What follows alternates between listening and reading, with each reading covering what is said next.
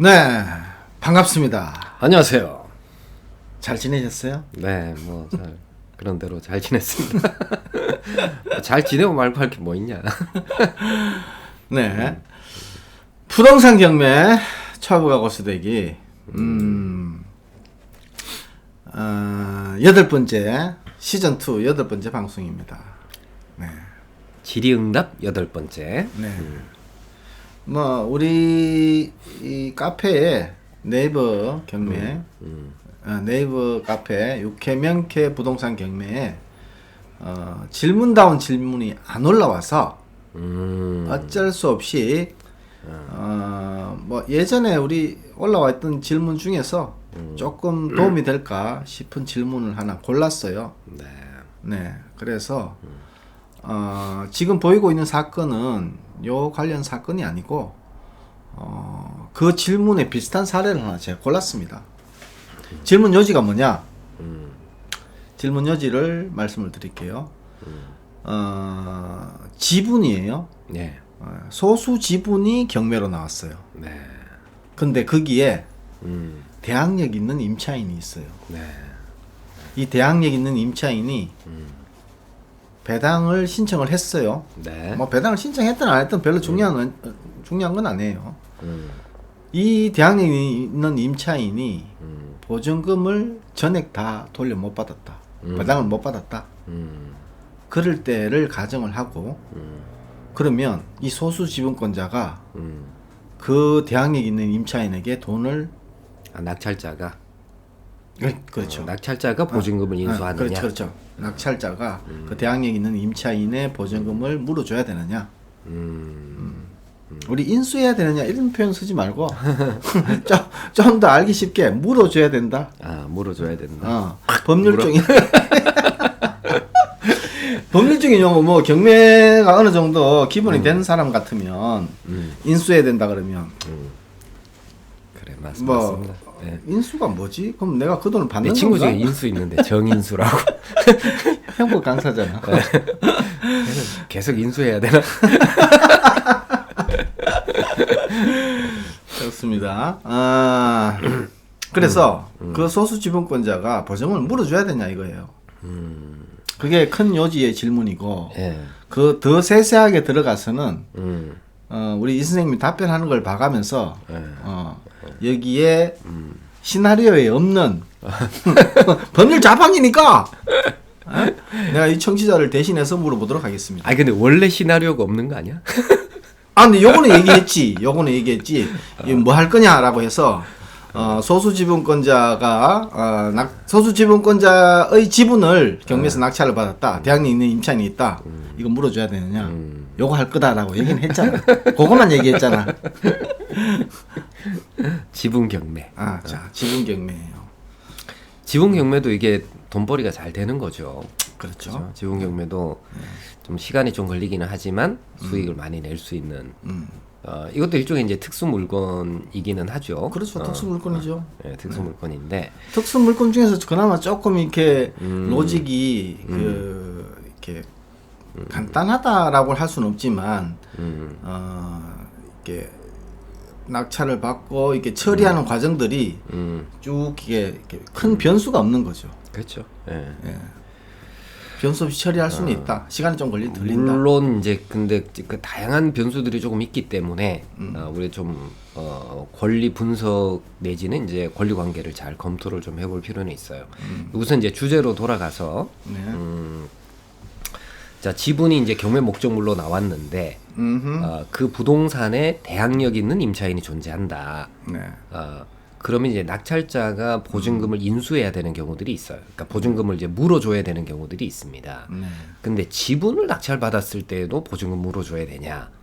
이게 이제 질문의 요지지 않습니까? 그렇죠. 자, 우리 이제 주택임대차 보호법에는 대항력이 있는 주택 임차인이 존재하는 경우에 그 주택을 그러니까 법조문상으로는 양수한 경우라고 돼 있어요. 주택을 양수했을 때. 이게 이제 양수라는 말은 이제 계약을 통해서 주택을 사는 경우를 얘기를 해요. 법은 경매를 통한 거. 경매를 통해서 사는 것도 마찬가지예요. 상속을 통해 가지고 물려받는 것도 똑같아요. 어쨌건 증여도 마찬가지고. 증여도 마찬가지고. 그러니까 대항력이 있는 주택 임대차 목적물을 목적물의 소유권을 취득한 사람은 임대인의 지위를 승계한다. 이렇게 돼 있어요. 자, 여기서 질문. 바로 질문 들어가시면 가등기권자가 가등기 기한 본등기를 했어요. 예. 예, 이 경우에도 양수라고 보고 인수를 해야 됩니까? 그러니까 대항력이 있는 됩니까? 그러니까 가등기보다 선순위에 대항력 있는 주택 임차인이 있을 때에는 그때는 마찬가지입니다. 인수를 해야 되는 거예요. 물어줘야 된다. 오케이, 물어줘야 된다. 인수 참 물어줘야 됩니다. 네, 지가 가지는 게 자, 아니고. 그런데 이게 물어주는 까닭은 임대인의 자리를 물려받았기 때문에 물어주는 거예요. 그러니까 보증금은 임대인이 물어주는 돈이지 임대인 아닌 사람이 물어주는 돈은 아니단 말이에요. 그럼 이제 문제는 지분을 경매를 통해 가지고 낙찰을 받았는데 이 경매상 채무자, 그러니까 지분을 가지고 있었던 종전의 채무자 있을 거 아니겠습니까? 종전의 이제 지분권자, 네. 얘가 임대인이었을 때 그 지위를 물려받는 거예요. 만약에 경매상 채무자가 임대인일 수도 있고 아닐 수도 있잖아. 그죠? 예를 들어 지분권자 소수 지분권자예요. 네. 그러면 이제 지분이 막 100분의 3 이럴 수도 있잖아. 그죠? 100분의 3. 100분의 3 지분권자가 그 부동산에 대해서 임대를 놓는다든지 이러는 경우는 극히 드물 거 아니겠어요? 그죠? 과반수 지분권자가 대체로 임대를 놓을 거단 말이죠. 그렇다고 봐야죠. 그죠? 그럼 이제 이 소수 지분권자는 임대인이 아닐 수도 있어요. 그죠? 그래서 이렇게 그 지분을 낙찰을 받았다면은 임대인의 지위를 승계할 이유는 없는 거죠. 물어주지 않아도 된다. 그렇지. 물어주지 않아도 되는 거지. 그러니까 보증금을 물어주는 까닭은 임대인의 자리를 물려받았기 때문에 그래요. 그러니까 지분을 낙찰을 받았을 때 경매상 채무자인 종전의 지분권자가 임대인이면 임대인의 자리를 물려받기 때문에 보증금을 물어줘야 될 책임도 물려받게 되는 거예요. 자, 그러면 여기서 경우의 수를 나눠 봅시다. 그러니까. 예. 자, 3분의 2를 지분을 갖고 있는 A라는 사람, 3분의 1을 갖고 있는 B라는 사람이 있어요. 지금 지분이 나온 거는 3분의 1의 지분을 갖고 있는 이 사건하고는 무관해요. 제가 가정을 하는 거예요. 3분의 1의 지분을 갖고 있는 B의 지분이 경매로 나왔어요. 네. 그럼 이제 대체로 3분의 1 지분권자가 네. 같이 공동 임대인으로 임대차 계약을 체결했었을 수도 있고, 네. 그냥 3분의 2 지분권자가 독단적으로 임대차 계약을 체결했을 수도 있어요. 그러겠죠. 그죠? 그럼 다시 두 가지로 갈리겠지. 네. 그죠? 자, 3분의 1 지분권자, 종전의 지분권자가 임대인이 아니었을 때, 그럴 때는 낙찰받은 사람은 임대인의 자리를 물려받지 않겠죠. 경매상 채무자가 임대인이 아니었으니까. 그러니까 이건 보증금 채무를 인수하지 않습니다. 그럴 때는. 자. 보증금을 물어줄 필요가 없는 거예요. 그래서 낙찰자는 B의 지분 3분의 1을 낙찰을 받았어요. 그러면 이 낙찰자의 입장이 아니라 그럼 임차인의 입장에서 생각해 봅시다. 자기는 보증금 1억이에요. 경매는 당했는데 뭐 3분의 1 지분권자가 와가지고 뭐 이러니 저러니 한단 말이에요. 그럼 그 사람 어떻게 대처해야 돼요? 저래가 그러면 돼요. 왜? 자기는 과반수 지분권자하고 방송사고입니다. 임대차 계약을 체결했기 때문에 임대할 수 있는 쓸 수 있는 권리가 있어요. 네. 그 임대차 계약의 효력을 소수 지분권자에게도 얼마든지 주장할 수 있어요. 그러니까 이래라 저래라 못 하는 거야. 3분의 1 지분권자가. 낙찰받은 그죠? 3분의 1 지분권자는 그 다음에 요 임차인 입장에서는 3분의 2 지분권자가 임대차가 끝났는데 보증금은 안 줘. 안 나가면 돼. 오케이. 보증금 줄 때까지 내가 못 비워줘. 라는 것을 3분의 2 지분권자에 대해서 뿐만 아니라 3분의 1 지분권 낙찰받은 자에게도 얼마든지 주장할 수가 있는 거예요. 자, 그럼 다시 질문. 3분의 2, 3분의 1, 그 같은 케이스예요. 같은 케이스인데 보증금 1억인데 네? 두 사람이 각각 지분 비율별로 보증금을 각각 나눠 가졌어요. 3분의 2 지분권자는 계산하기 어렵네. 6,667만 원. 아, 3분의 1 지분권자는 3,333만 원. 오케이. 이렇게 나눠 가졌어요. 네. 자, 이렇게 나눠 가졌을 때 그러니까 이제 3분의 2 지분권자하고 3분의 1 지분권자 그런 경우에는 이제 공동 임대인인 경우가 많겠죠. 네. 그죠? 공동 임대인이야. 네. 오케이. 그래서 나눠 가졌는데 내가 낙찰을 받았어요. 3분의 1 지분권자로서 이제 낙찰을 받았어. 지분권자로부터. 어쨌든 간에 보증금을 한 푼도 배당을 못 받았다고 칩시다. 네. 여러 가지 경우로 여러 가지 경우 있을 수 있잖아요. 뭐 보증기일이 빠른 조세 채권이 있다든지 오케이. 확정일자를 안 받았다든지 뭐 우리 같은 요 케이스도 지금 확정일자를 안 받았어요. 이 케이스도 오케이. 확정일자 안 받았어요. 2007년에 전입했고 배당 요구는 했는데 확정일자 안 받아가지고 배당 순에서 밀려가지고 네. 그래요. 네. 그러니까 자 그래 그런 경우 그런 경우에 그러면은 경매상 채무자가 이제 공동 임대인 중에 한 명이었다는 거잖아. 네. 그죠? 네. 그럼 이제 임대인의 자리를 물려받은 거지. 그러니까 보증금 채무를 인수를 하게 돼요. 보증금 채무를 물어줘야 돼. 3,333만 원. 아니, 그게 아니에요. 공동 임대인이 임차인에게 반환해야 될 보증금 반환 채무를 우리 판례는 뭐라고 얘기를 하느냐면은 이게 불가분 채무라고 얘기를 해요. 불가분 채무라는 게 뭐냐면은 각자 전부를 다 줘야 되는 채무를 지는 거예요. 그러니까 임차인 입장에서는 한 놈만 패도 돼. 3분의 1 지분권 낙찰받은 놈이 돈이 좀 있어. 얘한테 1억 다 달라고 해도 돼요. 주유소 습격 사건처럼 너 왜 나 따라와? 나만 따라와. 난 딱 한 놈만 패. 그것처럼? 그렇지. 한 놈만 패도 되는 거예요. 야, 그러면 그건 좀 말씀하세요. 네. 아니 공동 임대인이 부담하는 채무는 공동으로 누리는 이익의 어떤 대가로서의 성격을 띠는 거예요. 공동 임대인이 보증금을 받았으면은 보증금 받았으면은 얘네들이 부담하는 채무를 엠빵 해버리게 되면은 이 지분별로 나눠버리게 되면은 임차인 입장에서는 아니, 공동 임대인 한 편으로 봐가지고 보증금을 줬는데 그 중에 어느 한 놈이 무자력자가 되었다고 해서 다른 놈한테 보증금 나머지를 못 받는다 라고 하면 굉장히 억울해요. 그래서 우리 판례가 불가분 채무라고 얘기를 하는 겁니다. 그러면 좀 억울하지 않을까요? 3천만 원의 소수 지분권자라고 생각을 해서 자기는 보증금 반환 채무가 없을 것이다 라고 생각하고 들어갔는데 자기한테 그럼 자기는 최소 그래 뭐 내가 최하의 경우는 3,333만 원 물어주지 뭐 라고 속 편하게 생각하고 들어갔는데 나한테 1억 원 갑자기 보증금 전액을 다 물어달라 이렇게 나오면 억울하지 않을까? 그게 법적으로도 법적 공평성 뭐 이런 거 없나? 아니 그러면 3분의 1 지분권을 낙찰받은 사람은 자기가 부담해야 될 부분을 초과해가지고 이제 임차인에게 물어주고 구상권 청구한다. 그리고 나머지 3분의 2 지분권자에게 나머지 줘 이렇게 얘기를 해야 되는 거예요. 근데 이걸 이제 몰랐어. 나는 이제 모르고 들어갔다 이거야. 씨발 모르는 거를 누가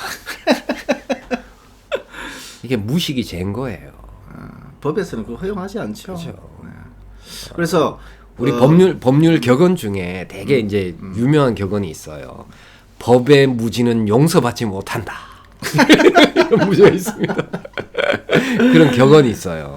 그러니까 몰랐다. 나는 몰랐으니까 내가 안대로만 줄게. 안 되는 거예요. 히라보로 얘기해봐. 법의 무지는 용서받지 못한다. 히라보가 아니라 라틴어로 얘기를 하면은 얘기를 할까 몰라도 히랍은 그리스어를 얘기를 하는데 뭐 거기서부터 나온 거 아니야? 그리스가 아니라 로마 시대에 이제 로마 시대 법인가? 법이 이제 뭐 그리스 로마 다 통칭해서 뭐 그리스 로마 시대. 야 시대상으로 이게 몇 년 차야? 좋습니다. 자 그러면 입찰할 때 소수 지분권이라고 해가지고 안심하고 나 보증금 물어주지도 않을 거야라고 생각해서 입찰해서는 안 되겠네요. 그렇죠. 네.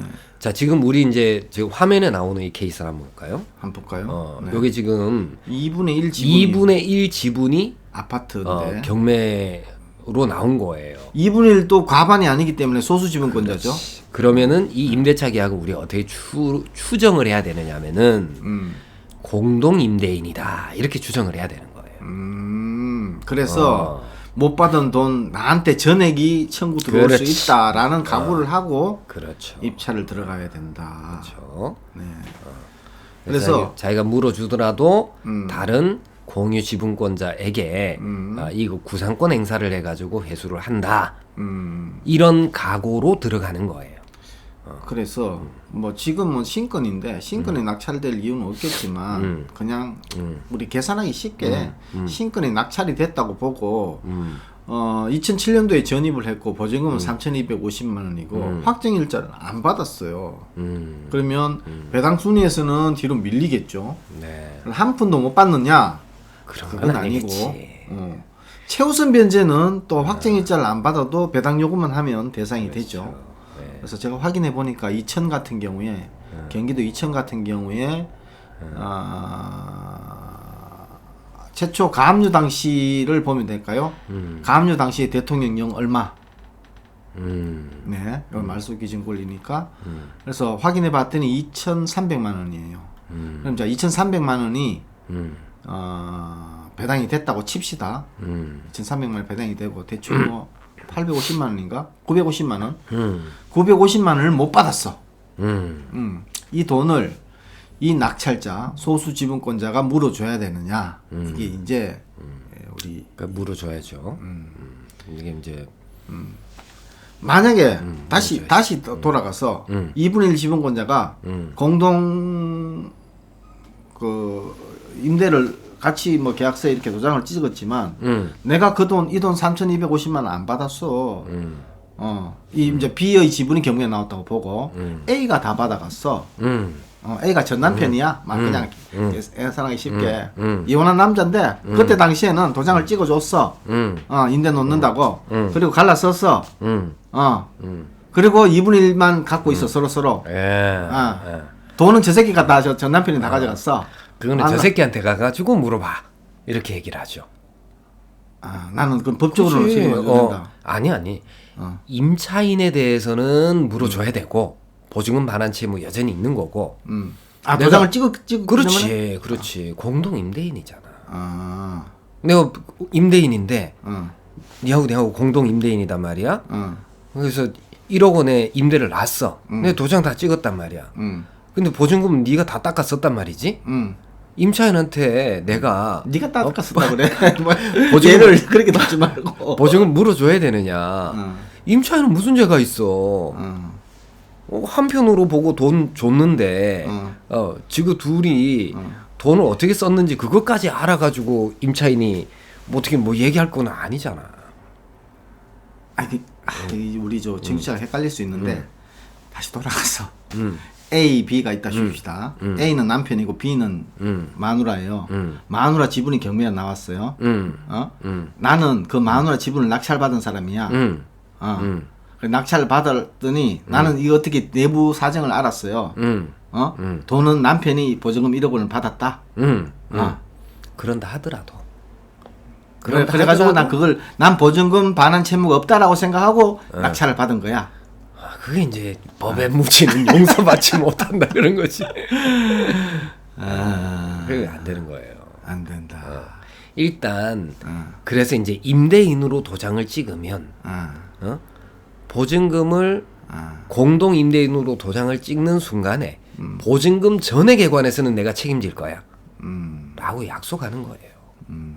나 반만 책임 있어 이게 안 되고. 그렇지. 근데 내가 이제 보증금을 다른 공동 임대인이 다 닦아 썼다.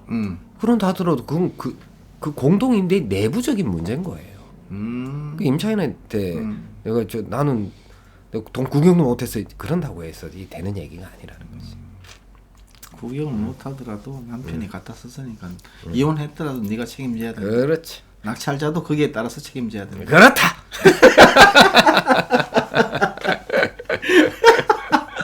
방송사고 누구째? 우리 중학교 때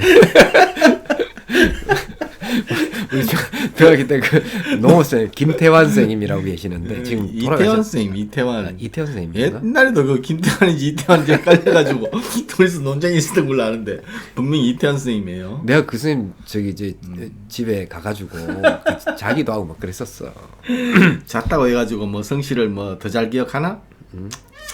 난 그 사람 애제자였어요. 우리 담임 선생님이었고. 그렇다. 그 선생님이 잘 쓰던 말이에요. 그렇다. 그렇다. 자, 다시 돌아가서 만약에 이렇게 한번 생각해 봅시다.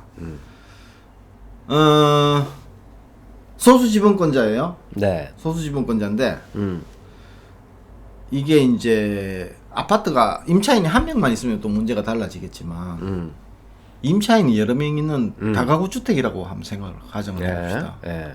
예.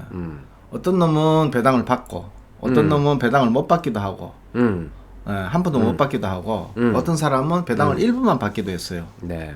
그래서 다수 지분권자하고 소수 지분권자하고 뭐가 달라질까요? 아니 달라지지 않습니다. 임차인에 대한 관계에서는 불가분 채무 전액에 대해서 다 책임을 져야 되는 거다. 그죠?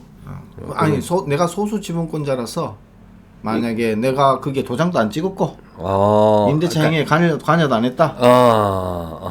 그렇게 됐을 경우는 그러면은 임대인이 아니잖아. 임대인이 아니면 보증금 반환 채무에 대해서는 아무런 책임이 없어요. 야, 그러면 우리 입찰자 입장에서 소수 지분권을 취득할 때 내가 소수 지분권자라서 이 사람이 보증금 그러니까 임대차 행위에 관여했는지 안 했는지 또는 보증금을 수령했는지 안 했는지 알 수는 없잖아요. 그렇죠. 그럼 어떻게 알고 입찰을 해야 될까? 그러니까 이제 그거를 예를 들어 이제 가령 뭐 3분의 1 지분이 경매로 나왔는데 거기에 이제 보니까 대항력 있는 임차인이 있어요. 그럼 3분의 1 지분을 가지고 있었던 종전의 경매상 채무자가 임대차 계약을 체결했는지 안 했는지 즉 임대인의 지위를 가지고 있는지 아닌지에 따라서 낙찰받은 사람이 보증금을 물어줘야 되는지 안 줘야 되는지 이게 결정이 된단 말이에요. 이제 그걸 어떻게 알 수 있냐? 이게 지금 우리 김 대표 질문이지 않습니까? 법원에서는 가르쳐 줄까 안 가르쳐 줄까? 안 가르쳐 주지. 안 가르쳐 줘. 그럼 이제 경매 전문가를 찾아왔다?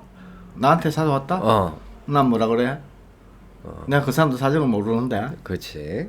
그래서 이제 그거를 이제 개인적으로 조사를 해봐야 돼요. 희수를 좀 봐야 되는데, 자 임차인 입장에서 한번 생각해 봅시다. 자 어떤 그 지분이 자기가 살고 있는 아파트나 이제 주택의 일부 지분이 경매로 들어가면은 이 임차인은 경매 절차 이해관계인이기 때문에 이 사람한테 계속 통지가 와요. 그러겠죠. 그러면 야 이거 보증금 뛰는 거 아니야? 이런 이제 불안감 같은 게 있어요. 그래서 이제 낙찰 받으려는 사람이 임차인을 만나서 그래서 요거 이제 임대차 계약을 과반수 지분권자하고만 체결을 했냐 아니면은 소수 지분권자하고도 같이 공동 임대인으로 체결을 했냐 이렇게 물어봐야 돼요. 물어봐서 이제 아는 방법이 거의 유일한 방법일 거예요. 그러겠네. 근데 임차인이 네가 알아봐 나 안 가르쳐 줄래 이렇게 하지는 않을 거예요. 임차인이 지금 경매상 채무자고 한 편이 아니라면 그죠? 그래서 이제 그렇게 이제 알아봐야 될 일이고 대부분은 한 편이잖아. 임차인하고 경매상 채무자가 경매상 채무자고 임차인이 경매상 채무자고 다른 지분권자. 네. 그 이제 그렇기도 하고 그다음 이제 그러면 우리가 이제 모르겠어. 그럼 이제 추론을 해야 되잖아. 추론을. 그죠? 근데 우리 이제 거래 관행을 한번 생각해 봅시다. 자, 공유하는 부동산에 내가 임대를 들어간다고 생각을 해 보세요. 우리 청취자분들, 이게 시청자분들 한번 생각을 한번 해 봅시다. 내가 임대 들어가려고 하는데 임대 목적물이 공유야. 3분의 2 지분권자도 있고 3분의 1 지분권자도 있어요.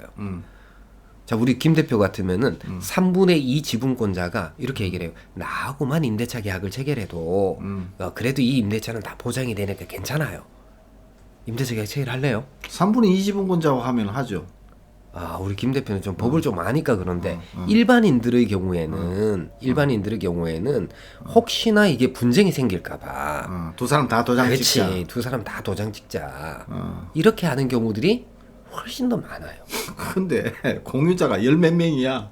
아이, 도장 다 찍어주세요. 이거 하지 않잖아. 그 이제 그런 경우에는 아마 이제 이 권리상 하자가 있어서 뭐 아주 싸게 들어가는 경우가 아니라면은 임대가 잘 안 될 거예요. 그런 경우. 예. 근데 여기서 가장 중요한 건 전에 우리 팟빵에서도 한번 다뤘는데 2분의 1 지분권자 같은 경우는 부부가 공동으로 소유하고 있어요. 그래서 그 임대차 계약 체결할 때 남편 도장 뭐 또는 마누라 도장 이거 하나면 된다고 생각하고 그렇게 또 찍어버리는 경우가 있을 수 있단 말이죠. 그러면 난리가 나는 거예요. 그 이제 그 임차인이 보호가 안 됩니다. 그러면은 소수 지분권자는 단독으로는 임대차 계약 체결을 못 하게 돼 있어. 자 여기서 50%는 소수라고 봅니다. 그렇지. 과반이 안 되기 때문에. 그래서 두 사람 다 동시에 도장을 꼭 찍어야 되고 그 중에 하나가 경매로 나왔을 때도 주의를 해야 된다. 네. 네. 그 보증금은 물어주는 거다 이렇게 생각을 하고 들어가셔야 하고 들어가야 된다. 일반적으로 공동 임대가 많지 과반수 지분권자의 단독 임대는 현실에서는 그렇게 많지가 않습니다. 사실 제가 아까 제가 뭐 할 건지라 얘기했잖아요. 예, 급하게 와가지고 한 10분 전에 와가지고 뭐 할 거냐 그래서 요거 하는 게 어떠냐 물었을 때 그거 이 얘기를 한 20분 이상 못하면 내가 다른 걸로 요거하고 비슷한 다른 사례를 하나 준비를 했는데 네. 뭐냐면 시간 많이 지났지 않았나? 그러니까 만약에 건재당이 있을 경우에는 그 건재당권자는 배당을 다 받아가느냐? 라는 질문을 던지려고 했는데 우리 이 선생이 이것만 해도 충분히 30분 될 거다. 그럴까? 라고 생각했는데 실제 그렇게 됐네. 네. 그럼 간단하게 답변해주고 넘어가죠 그러면. 그 부분. 그거는 우리 다음 시간에 합시다. 다음 시간에. 아니 그게 복잡해. 이게 공동저당 법리가 들어가기 때문에 그래요? 좀 복잡해요. 예. 건재당권자가 지분에 대해서 배당을 전액 다 받아가느냐. 그래서 일단은 이제 결론은 다 받아간다. 뭐 그런 거예요. 근데 이제 그 이유라든지 이런 거는 다음 시간에 설명을 드리도록 하죠. 그렇죠. 네. 좋습니다. 자, 시즌2 부동산 경매 초보가 고수되기 8번째 방송이었고요. 이 방송 잘 들으면 진짜 고수가 됩니다. 너 약 파는 약전사 같은데? 고수는 초고수가 됩니다. 자, 우리 지금 오픈 채팅방 운영하고 있죠. 맞습니다. 지금 한 50명 선착순 모집했는데 한 절반 정도 찼고요. 50명이 되지 않더라도 우리가 단톡방에서 어떤 집중 토론 시간, 경매에 관련한 어떤 잡담, 뭐 서로 여러 가지 고민들, 뭐 그런 얘기들을 주고받는 시간을 이번 주말에 한번 가져볼까 해요. 그래서 우리 이 선생하고 저하고 이 타이핑이 좀 빨라져야 되겠네요. 한 2시간 동안. 나는 뭐 타이핑 엄청 빠르니까. 토요일 저녁 시간대 어때요? 토요일 저녁 시간대 이제 가능합니다. 가능합니까? 좋습니다. 저녁 먹고 우리가 편안하게 앉아서 우리 카페 회원분들하고 이렇게 경매에 대한 잡담을 하는 시간, 뭐 서로 고민도 털어놓고 그런 시간을 한번 가져볼까 합니다. 자, 우리 유튜브 방송 부동산 경매 초보가 고수되기 이 방송 좋아요, 구독, 알림 설정. 금딱지 내놔! 100만 되면 금딱지 준다 그러더라고. 네. 자, 오늘 그 시간 한번 가져보는 걸로 하고요. 자, 8번째 방송 여기서 마치도록 하겠습니다. 예. 수고하셨습니다. 예, 감사합니다. 네.